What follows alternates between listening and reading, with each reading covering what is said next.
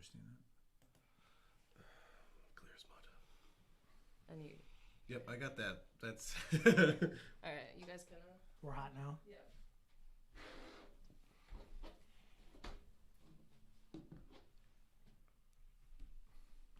Can you see it?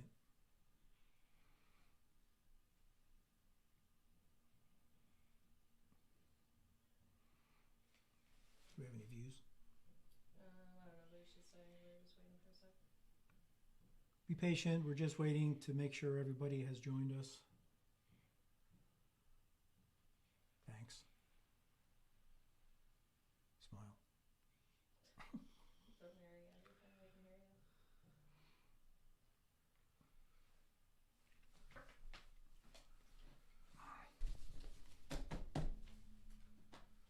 How'd that look? Okay, perfect. Yeah, usually that's the side view, right? Yeah.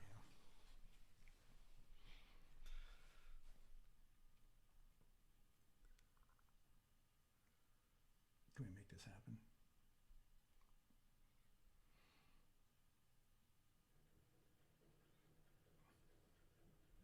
Well, I think it's only me right now.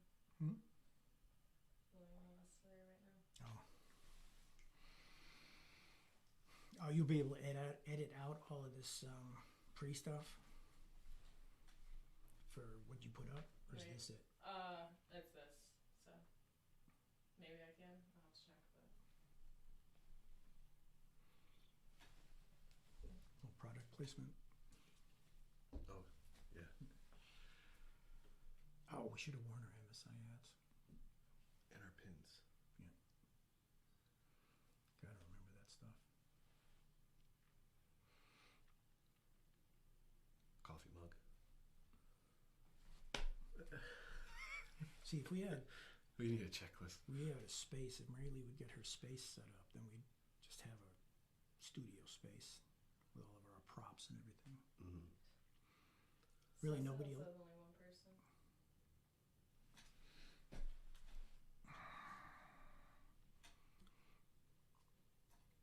Your guys' phones on silent? Yes, mine is.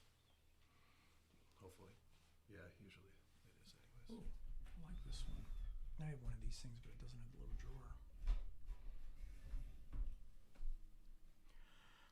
You can start if you want. Okay. There's no one there, but. All right. Morning. I'm Michael Enders from Management Systems Improvement, LLC.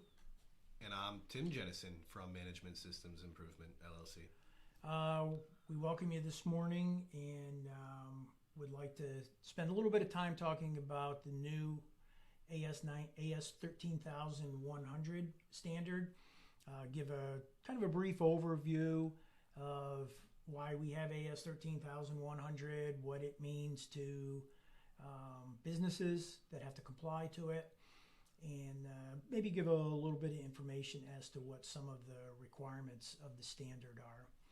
Before we begin, let's have some introductions and background. I've been in quality since 1972. Actually, my very first job out of high school was in the aerospace industry, working for Pratt & Whitney Aircraft as a labor grade 8 bench inspector. So for the last 50 years, all I've done was work in quality in one form or another. Most of it having been in aerospace, space, and defense. And for the last 27 years, have worked at Management Systems Improvement, which I started along about the time that ISO World came to the United States. I've helped hundreds and hundreds of companies get registered to various management systems standards beyond AS9100, EH&S, for example, automotive, medical, and so on.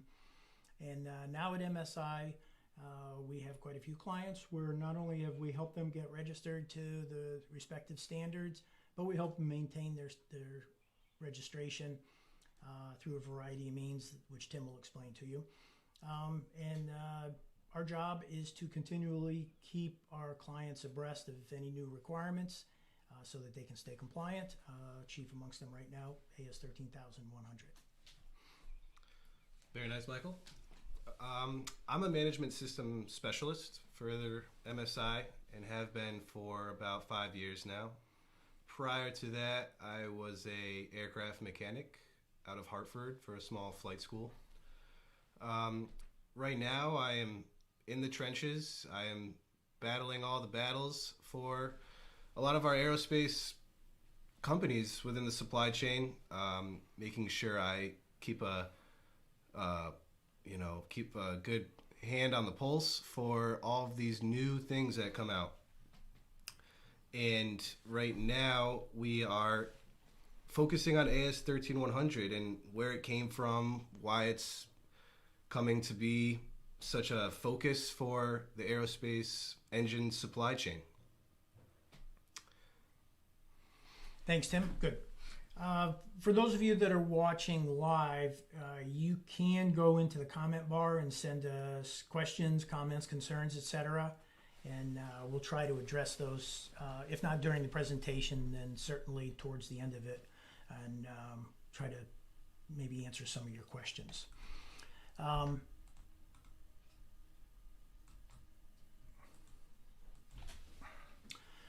We always like to start off our orientations for our aerospace companies by reminding them that what we do is important.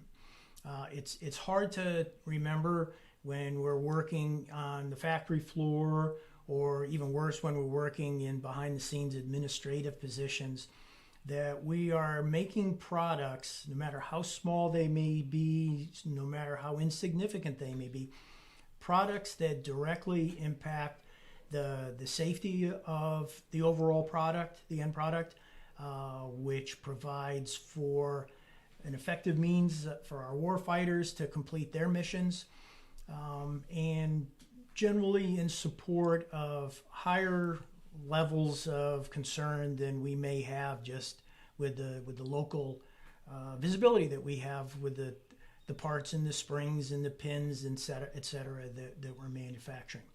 One of the things that I've been very impressed with during my lifetime is the safety in the aircraft industry. 50 years ago, it was not at all uncommon to read in the newspaper that there was an aircraft accident with generally considerable loss of life.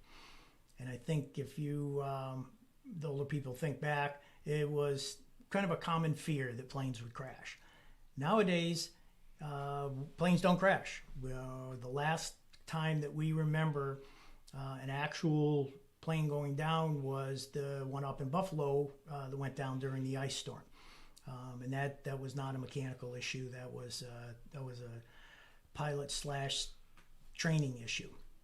The last person that got killed in a plane incident was when we had an unrestrained engine failure that breached the fuselage of a plane, and one woman was killed a few years ago.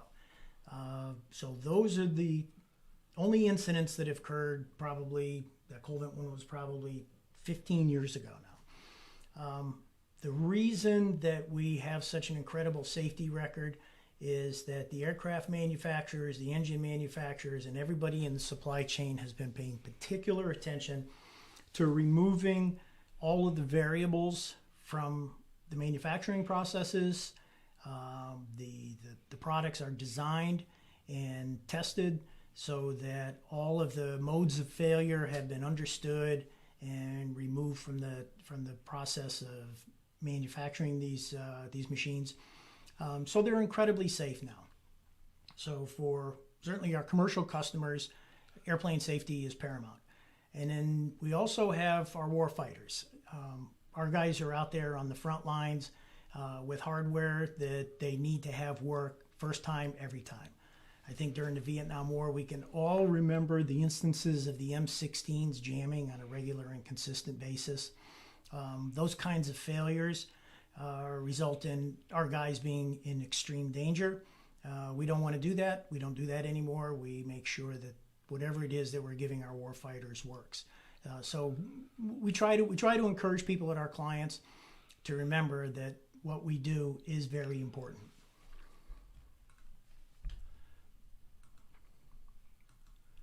Wish there was an easier way of doing this, huh?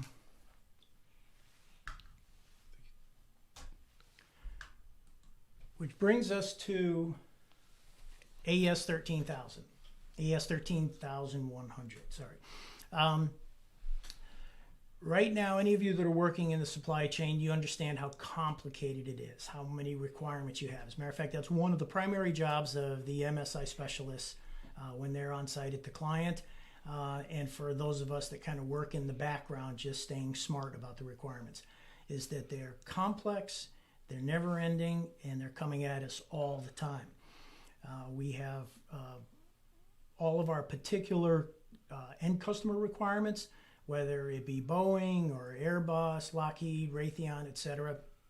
These primes, as we call them, they have requirements that come actually from their government contracts, but they have requirements that they flow down through the entire supply chain. Those of us that are in the engine business know that we have requirements that come from those major customers. If it's Pratt & Whitney by way of AESQ R01, GE aircraft engines by way of S1000, Safran, Rolls-Royce, etc. They have particular quality system requirements that are pushed down to the supply chain. Then we have the FAA with its regulatory requirements that we have to comply with. And then we have the industry requirements, ISO 9001, certainly AS9100. Those of you with special processes, you know the NADCAP accreditation system is important and complex. And then in addition to all of these requirements that are flowed down to us contractually, we constantly have our customers coming in doing these first-party audits. I can remember when ISO first hit the beaches in late 80s, 1987, the dream was that these audits would go away because we would have the registrar scheme that was set up. We would become registered to a quality system standard, and the customers would not have to come in anymore and verify that we were compliant with these standards. That dream was never realized, and it's become even more complex now in that we have all of these requirements, all of these customers throughout this entire supply chain, and customers are still visiting us on a regular and continuing basis. We have one client down in New Jersey who probably has a customer visit every single week that they have to prepare for. They have to ensure that they're compliant with any of the requirements, that they can do the presentations for the customer, and that they can mop up any issues after the visit. So it's a full-time job hosting these first-party customer audits. Thank you, Michael. So as AS13100 is coming out, there is a lot of webinars coming from the people that are rolling it out, the Aerospace Engine Supply Quality Group. And they've come out with this mission statement. AS13100 simplifies and harmonizes the aerospace engine manufacturer requirements to its shared supply chain, including those requirements flowed to the engine manufacturer systems by regulators, customers, industry, and business-specific requirements. And now that is directly from SAE International and AESQ. They have multiple defined objectives that come with that mission statement. Firstly, they want to simplify and standardize the supplier requirements. As Michael was just talking about, there are a lot of them. The second would be to build on the existing industry standards where possible, such as the best practices and some of the tools and forms such as FMEAs and PPAPs. Just make everyone more aware and competent with these tools. Thirdly, create a common language for quality throughout the supply chain. Another one here would be to publish standards that are simple, prescriptive, and auditable. Now that is probably easier said than done, especially the simple part. Some of these requirements come across as complicated and hard to understand. The AS13100 has reference manuals and a lot of verbiage to try to assist with the learning and create a smoother learning curve for the supply chain.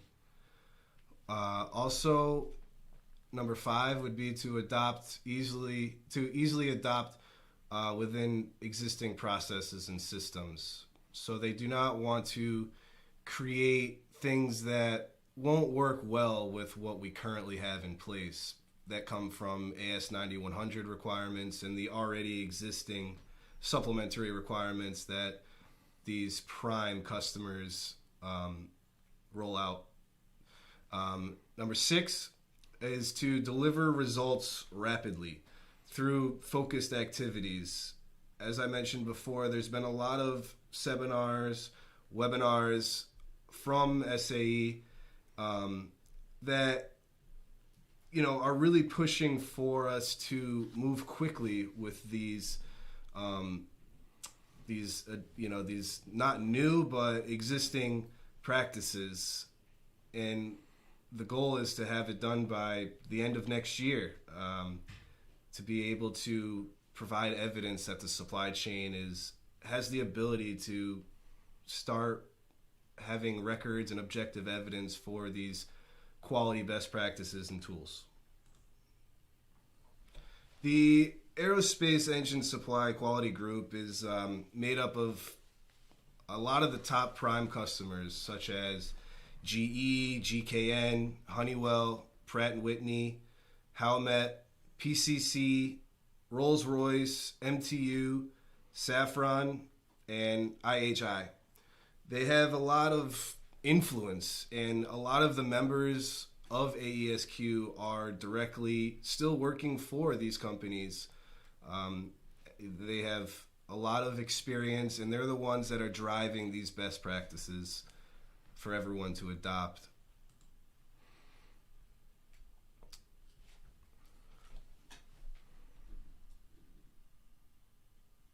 So we're going to present here some of a simplified version of their timeline that they've been publishing over the past few months. So as we can see here, this timeline starts from March of 2021 and carries on to January of 2023. So if we can remember, AS13100 and its reference manuals were published in March. In July,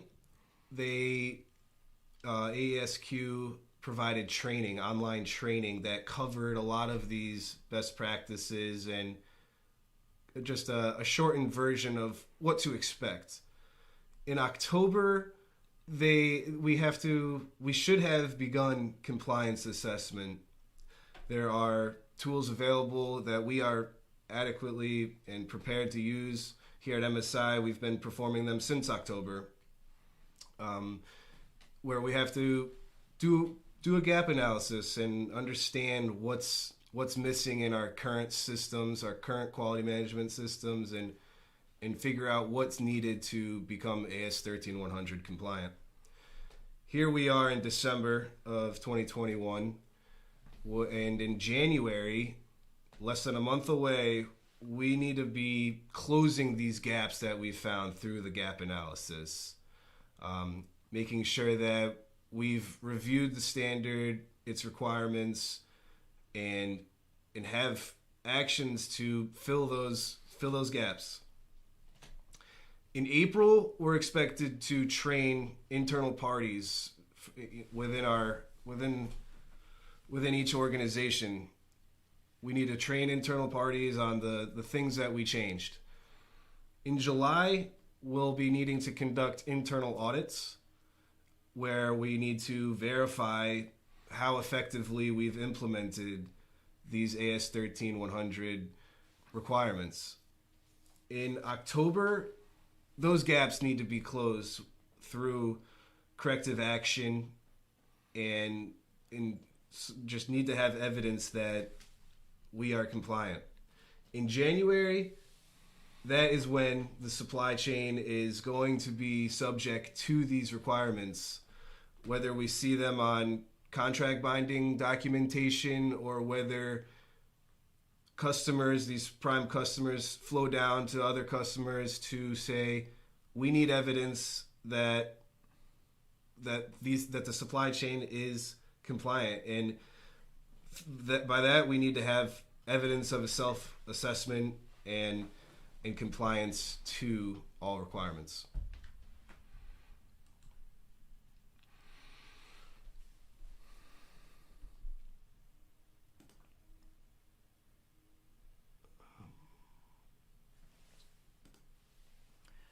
Here we've put up a graphic that kind of describes, represents, if you will, the development process for AS13100. One of the things to remember is that there is a lot of information flowed down to you as members of the supply chain that come from your different customers. Very rarely is a company going to be manufacturing parts for one engine manufacturer, for example.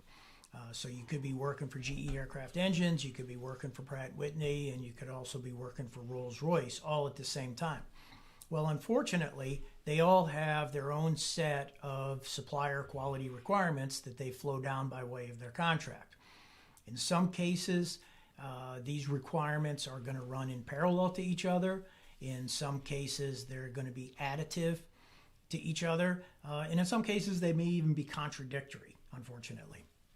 And this has been recognized by the AESQ as being an issue in the supply chain. It creates a lot of confusion and stress amongst the supply chain members as to what needs to be required, what needs to be complied with for any particular job or any particular project or for any particular customer.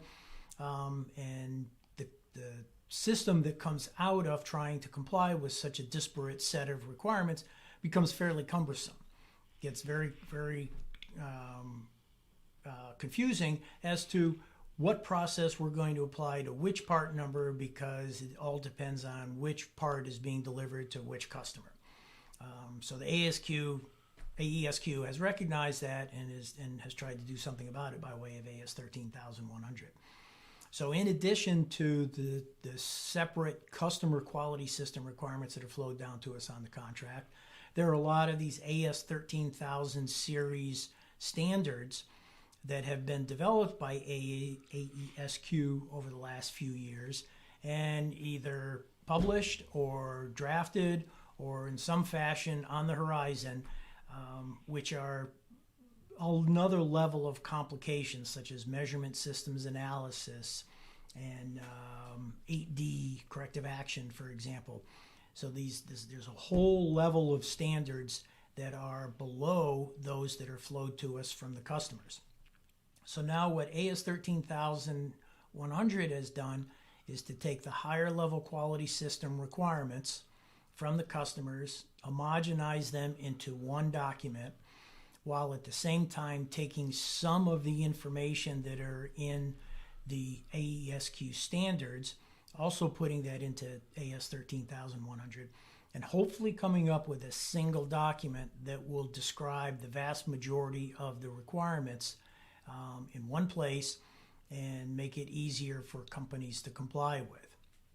Now, in addition to AS13100, there are a series of reference manuals where these old AESQ standards have been refined, cleaned up, and reissued so that they're more focused on particular subjects and giving some more clear, concise requirements and even implementation guidelines, if you will, while not being in conflict with AS13100 itself. Now, unfortunately, after all this is done, in the future, each engine manufacturer may still have its own set of quality system requirements that they're going to flow down.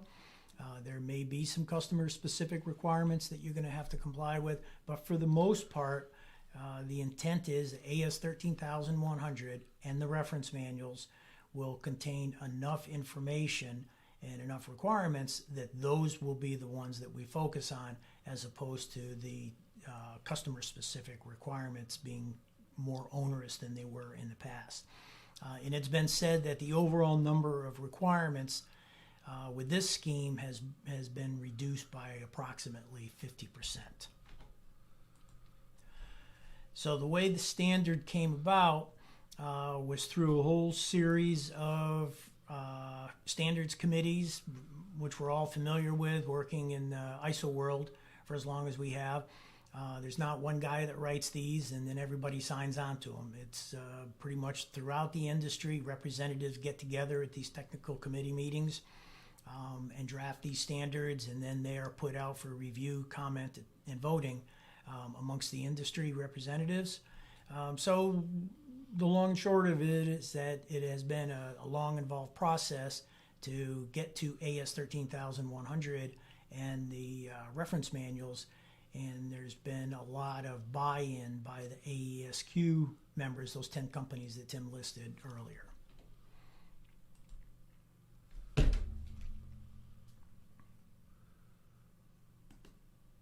So I think that segues us nicely into some of the frequently asked questions.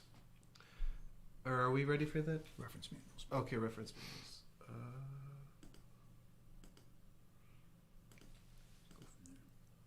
Okay. So along with the standard itself, there is a lot of referencing to these reference manuals. Each best practice or tool, however you may want to call it, they involve a further explanation in reference manuals. There's 13 to be exact. There's one for 8D problem solving. There is another for alternate inspection frequency plans. There's one for measurement systems analysis. There is one for failure mode effects analysis, FMEA, and control plans. There is one for quality audit methods, for process control methods, sub-tier management, design work, compliance assessment, human factors, rework and repair of nonconformances, first article inspections, and APQP and PPAP. Now, the expectation is for us to not only read the AS 13100 and be smart with that, but as well as these reference manuals. And I believe that the reference manuals are what's going to smooth out the learning curve for all of us. They are still complex, and they involve a lot of information. But it is nice of SAE to kind of further elaborate things and not make the standard itself 1,000 pages. Another thing that we're dealing with AS 13100, beyond the need to homogenize all of the customer requirements and to create a more simple flow of requirements down through the supply chain, has been two factors. First is there's going to be a lot of work in the supply chain to recover from the last couple of years related to these COVID issues. We all know that business took a terrific hit, especially in aerospace, space, and defense, the aircraft industry in particular. There's no telling what the recovery curve is going to look like. Indications are that the steep growth that we had been experiencing in the aircraft industry before COVID will pick up steam from wherever it bottomed out earlier this year, and probably the business levels will continue to increase at dramatic levels back to where they were, or back to where they were headed at some point in the near future. The near future probably being 3 years to 5 years. So the business is going to keep improving. We all read the newspaper every day, and we read the bad news about different variants and confusion amongst the regulatory and governmental agencies as to what level of lockdown and restrictions, et cetera, are going to be applicable. But I can tell you that from the standpoint of having taken nearly 50 trips this year, the airports are busy.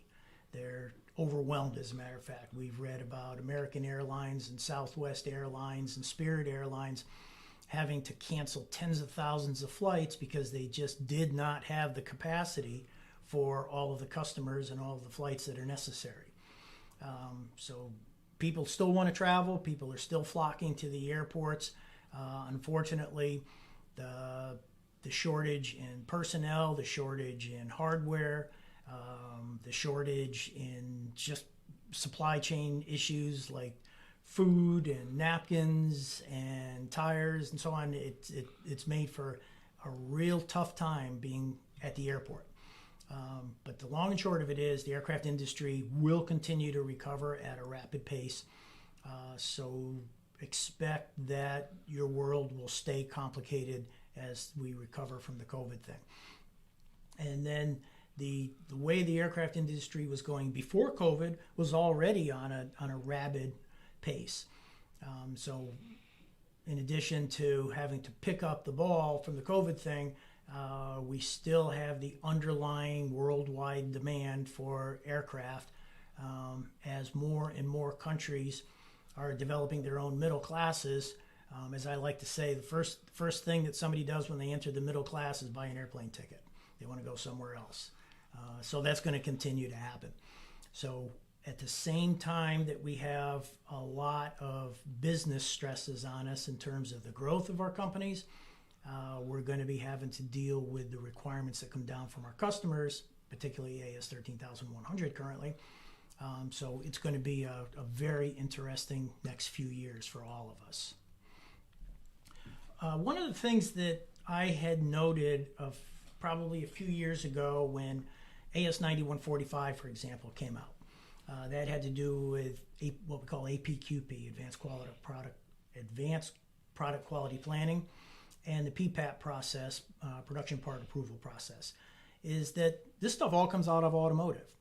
One of my early quality management jobs was in 1980, and working for the automotive guys, Ford, Chrysler, and General Motors at the time. And we were doing all of this stuff back then, 30 some odd years ago.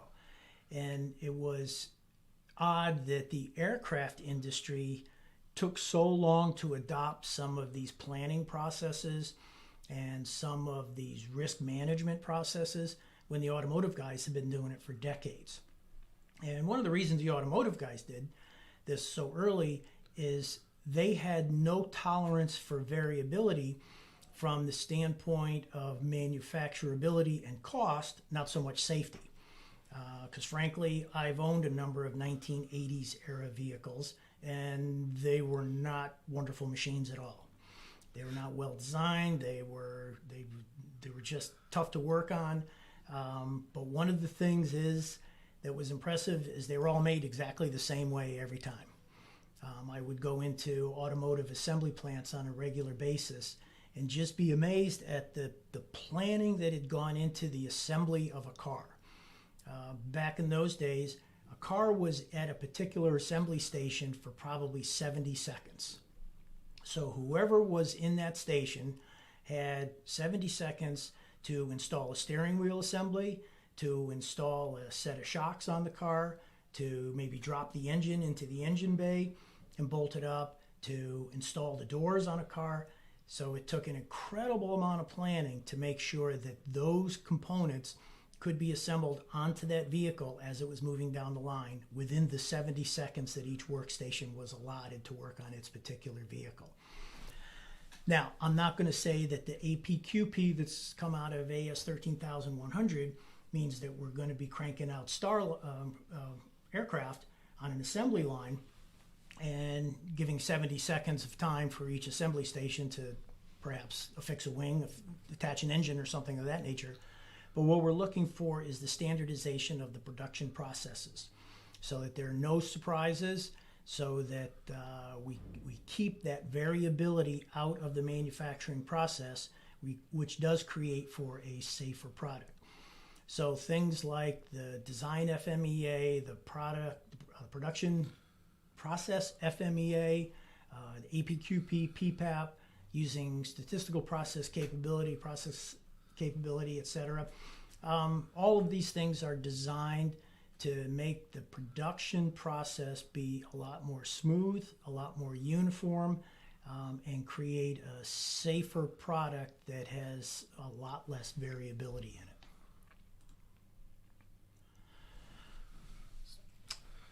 Thank you, Michael. The structure of AS13100 involves 3 chapters. Chapter A involves the AS9100 supplemental requirements.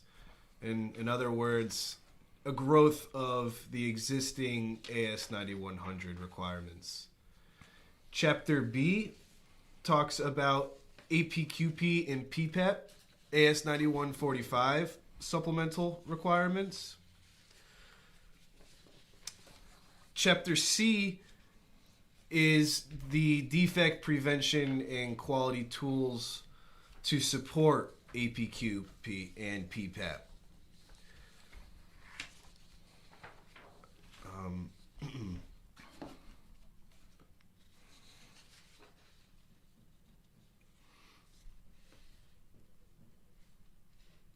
So we'll probably in future presentations get into some of the more specific requirements of the standard. We're not going to do that right now because we actually are at this a good bit of time. But we would like to take selected requirements and kind of roll those out in terms of what the requirements are, and then give our spin on how we would recommend typical implementation processes follow from that. One of the things that we offer at MSI and always have is a realistic approach to implementing the requirements of the standards. We know that they're very complex when you read them, and we know that these standards apply across the entire supply chain. You could be an 11-person shop making roll pins, be registered to AS9100, and you can also be Pratt & Whitney Aircraft making a complete engine and registered to AS9100. Those are 2 entirely different environments, 2 entirely different sets of resources, 2 entirely different sets of concerns, 2 entirely different sets of interested parties. So the processes that are rolled out at the 11-person shop are going to be vastly different from those rolled out at the shop with 10,000 people in it. And one of the things that we have always been very good at is being able to take a practical approach to developing processes, systems, controls within the requirements, custom fit to the particular client that we're working for. So what we're going to attempt to do in these future presentations is take the requirements, describe them in the terms of the standard using the very flowery words that come out of these standards, and then practically present our solutions, and hopefully thereby pique your interest and maybe give you an impetus to give us a call and ask us to come help you set these things up for yourself using our vast experience rather than having to invent it yourself and maybe get a little more wrapped around the axle than you would want to be. I don't know if there are any questions that have popped up on the comments or not. No, apparently not. I think that, to leave you, the message here is that we have AS13100. It's not a bad thing. AS13100 is trying to capture all of the requirements that are in the engine supply chain, boil them down to something that's a little less complex than what was previously presented to us as suppliers, and give us the opportunity to comply with a single set of requirements as opposed to all the differing requirements that are coming from our different customers. That's the good news. The bad news is we don't have very much time within which to do this. As Tim showed you from his timeline, the supply chain is expected to be compliant to AS13100 in the next 13 months, January of 2022. So everybody go home, have a nice holiday. Hope Santa Claus is good to you. Come back after the new year, and we're going to have to furiously start working on our AS13100 projects and follow that timeline and get current to AS13100 by a year from January. Thanks for taking the time to join us. This presentation will be up on YouTube for you to look at later on, along with some contact information so that you can give us a call or drop us a line if you need further information or would like one of us to stop in and talk to you further. Thank you. Thank you.